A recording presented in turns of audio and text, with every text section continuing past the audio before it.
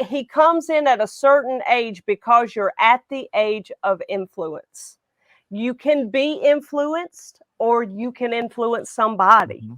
And you're at that age, and especially if you get a big group of kids together, a big group of like preteens, they're all going to be like, part of them will be secure, part of them will be insecure, because they'll look at another one and say, I want to look like her. I want to dress like her. Mm-hmm. I want to, did you see the way that boy looked at her? That's because she looks like that. Now I've got to look like that.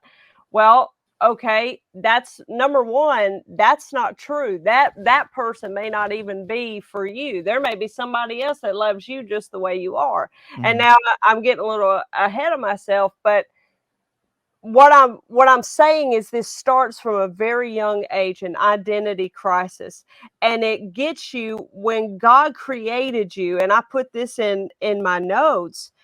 God did not design you to blend in, but he made you to stand out.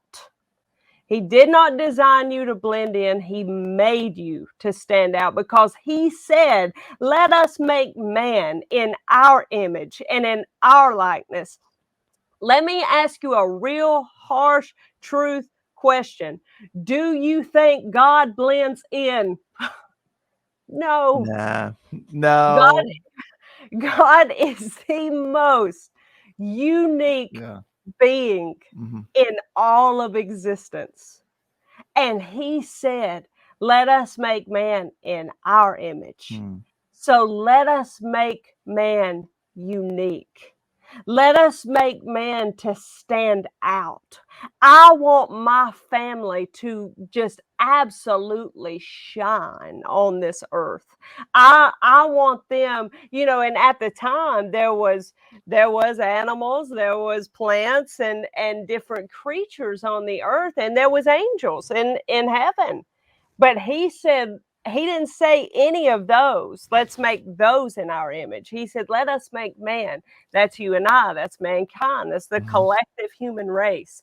We are in the image and likeness of God, which means we are made to stand out. And that's the way God created us to be. Come on. Every single person's fingerprint is completely and totally different. It even if it's one curve, it's different. It's different than somebody else's, so that they can always identify you. You're not made.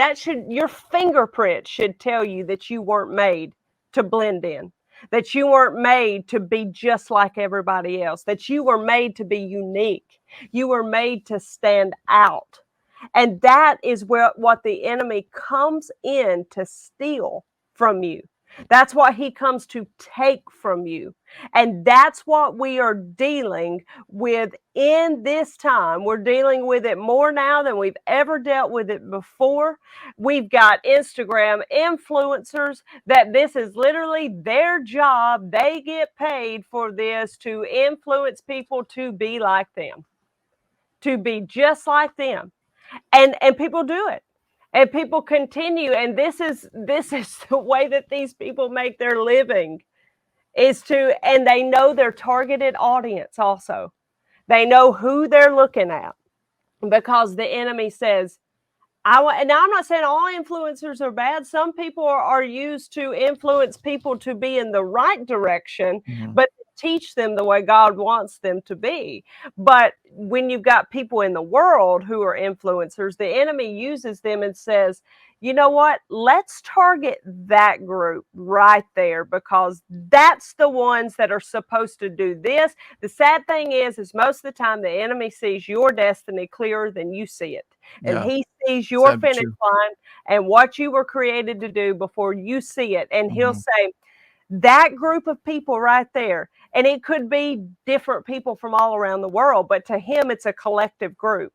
He says that group of people, well, see, they're meant to be this wild prophetic bunch, and they're meant to be to change some things in that area. And I don't want them to get there. Yeah. I don't need their voice. I don't need them shutting me up. So let's influence them. Let's tap into their identity and let's steal that from them. Let's get them into crisis mode so that we could push them over the limit and we can just get them out of the way. Mm-hmm. And this is Absolutely. what we're dealing with mainly out of everything. That's what starts it all. That's what starts everything, is some form of an identity crisis.